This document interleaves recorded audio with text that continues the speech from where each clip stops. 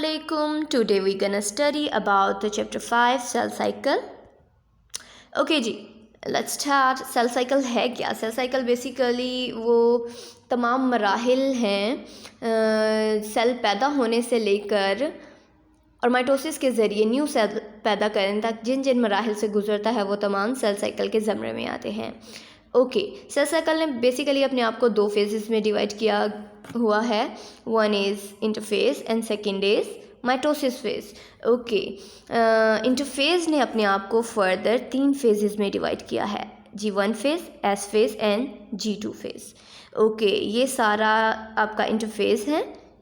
उसके बाद cell mitosis phase में एम फेज़ में चला जाता है, जिसने एम फेज़ बेसिकली अपने आप को दो बड़े फेजेस में मेजर फेजेस में डिवाइड करती है, कैरियोकाइनेसिस एंड साइटोकाइनेसिस. ओके, तो माइटोसिस फेज़ के फर्दर जो हैं 4 सब फेजेस हैं. कौन से? Prophase, metaphase, anaphase and telophase. Okay, ये मिलके एम फेज बनाते हैं.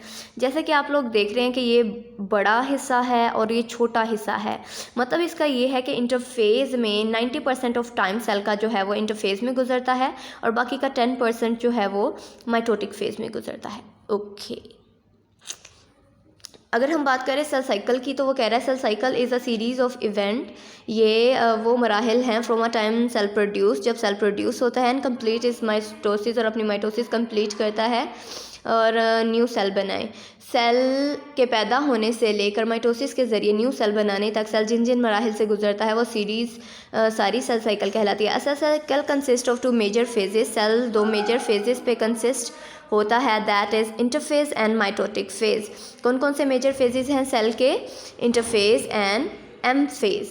ओके, उसके बाद mitosis phase is relatively short period. M phase छोटा होता है देन द जो अपना अल्टरनेट करता है किसके साथ? इंटरफेज के साथ, and prepares itself for division और डिवीजन के लिए तैयार हो जाता है.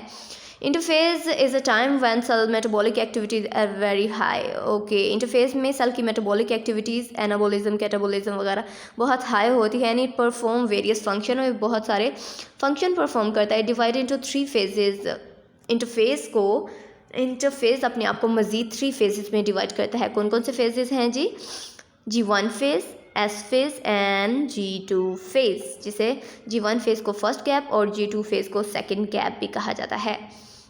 ओके, G1 फेज क्या है? After the its production, cell जब पैदा हो गया, cell start cycle from G1 phase से उसने अपना साइकिल स्टार्ट कर दिया. ड्यूरिंग दिस फेज, इस फेज के दौरान cell increase the supply of protein.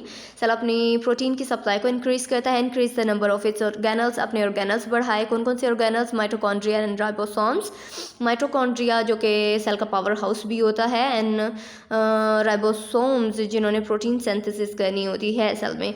And grows in size, और सेल साइज में बड़ा हो जाता है, ग्रो करता है. This phase also marked by the synthesis of various enzyme. यहाँ पे बहुत सारे एंजाइम भी बनाए जाते हैं that are required in next phase, जिन्होंने नेक्स्ट फेज में इस्तेमाल होना होता है. नेक्स्ट फेज दैट इज़, कौन सा नेक्स्ट फेज है? G1 फेज के बाद S फेज. वो कह रहा है S फेज में क्या होता है जी? Duplication of chromosome. सेल अपने क्रोमोसोम को डुप्लीकेट करता है.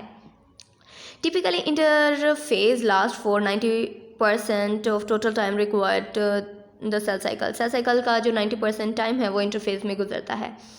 G1 फेज पढ़ा हमने, इसमें क्या हुआ? सेल ने अपनी प्रोटीन सप्लाई ज़्यादा से ज़्यादा कर ली, अपने ऑर्गेनल्स ज़्यादा से ज़्यादा किए और साइज़ में ग्रो कर गया. उसके बाद S फेज़ में आ जाता है वो. इन दिस फेज़, इस फेज़ में सेल डुप्लीकेट क्रोमोसोम, अपने क्रोमोसोम को डुप्लीकेट किया सेल ने. एज अ रिजल्ट, जिसके नतीजे में क्रोमोसोम्स, हर क्रोमोसोम्स के बाद consist of sister chromatid. Her chromosomes के बाद पास 2 सिस्टर क्रोमेटिड्स बन गए. G2 फेज, S फेज के बाद सेल G2 फेज में चला जाता है. इन दिस फेज, इस फेज में cell prepares protein, cell protein तैयार करता है that are essential for mitosis, जो कि माइटोसिस के लिए ज़रूरी होती है. माइटोसिस वो तरीकाकार जिसमें से एक सेल, एक पेरेंट सेल अपने आप को 2 डॉटर सेल में डिवाइड करे. Mainly for the production of spindle fibre. यहाँ पे क्या किया जाता है? स्पिंडल फाइबर भी तैयार की जाती है। स्पिंडल फाइबर माइटोसिस में यूज़ होती हैं सेपरेशन के लिए ऑफ क्रोमोसोम्स की। Okay, after the G2 phase of interphase के G2 फेज़ के बाद सेल अपने आप को दाखिल कर लेता है M फेज़ में। It is characterized by mitosis, जिसे माइटोसिस कहा जाता है, which divide into cell two daughter cell, जो कि पेरेंट सेल को 2 डॉटर सेल में डिवाइड कर देता है। Cell that temporary permanent stop dividing. Okay, cell अगर परमानेंटली या टेम्परेरीली अपनी डिवाइडिंग स्टॉप कर दे तो उसे हम क्या कहते हैं, enter in a state of quiescence. हम कहते हैं कि सेल ख्वाबीदगी की हालत में चला गया, call G naught phase. Okay ji, cell अगर परमानेंटली या टेम्परेरीली डिवाइडिंग स्टॉप कर दे तो हम कहते हैं सेल ख्वाबीदा हालत में चला गया, यानी कि सो गया है, रेस्ट की हालत में चला गया है, जिसे हम जी नॉट फेज कहते हैं। Okay ji, G note phase देखें वो क्या कह रहा है। Inhibition of protein synthesis during G2 phase prevent cell from undergoing mitosis. G2 phase में जब प्रोटीन सिंथेसिस रुक जाती है तो वो उसे माइटोसिस में जाने से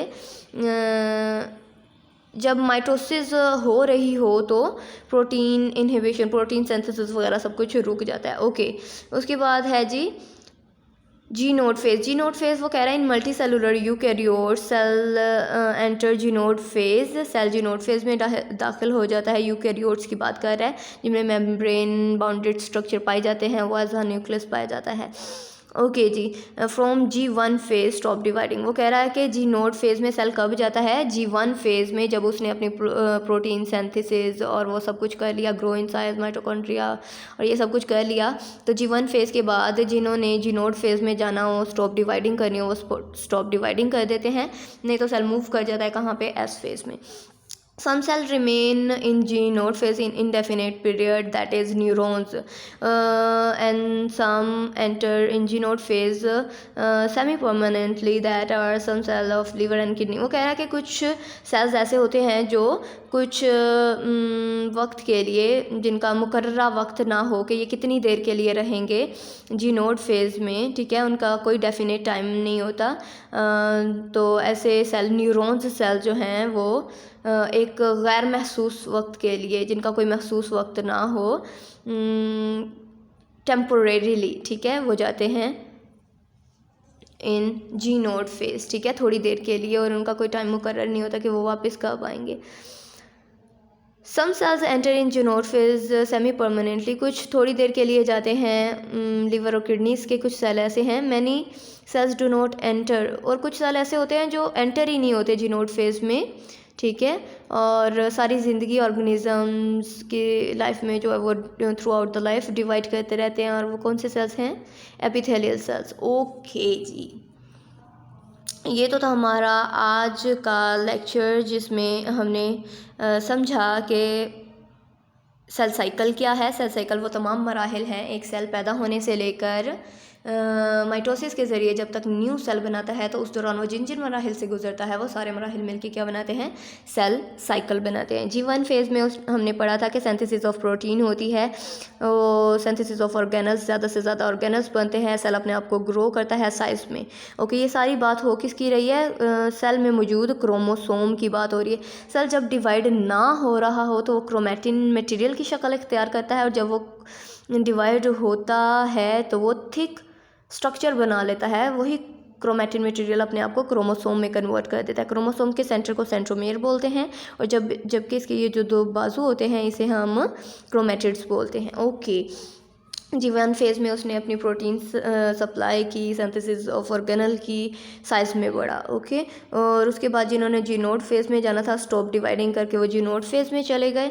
उसके बाद जी एस फेज़ में चले गए। एस फेज़ में क्या किया, डिप्लिकेटेड ऑफ क्रोमोसोम को डुप्लीकेट किया और साइज़ में बढ़ा क्रोमोसोम, और सेल क्या, क्रोमोसोम क्या बन गया, होमोलोगस क्रोमोसोम बन गया, यानी कि सबके पास सिस्टर क्रोमैटिड्स आ गए।